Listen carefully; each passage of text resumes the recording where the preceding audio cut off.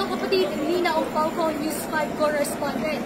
Dito tayo ngayon sa Ninoy Aquino International Airport Terminal 3 kung saan pasado alas 10 ng gabi nagsimula na nga ang power maintenance interruption ng kuryente dito sa NAIA at magsisimula ito ng alas 10 magpapatuloy hanggang alas 2 ng madaling araw ng Miyerkules. At may ilang na tayong mga kababayan o kapatid na umuwi galing ibang bansa at nagpunta dito ng Pilipinas ay dismayado nga dahil nga pagdating nila dito ng airport ay walang kuryente at mainit. At kung mapapansin nyo sa aking likuran, nag-iilan lamang na ilaw ang nakabukas.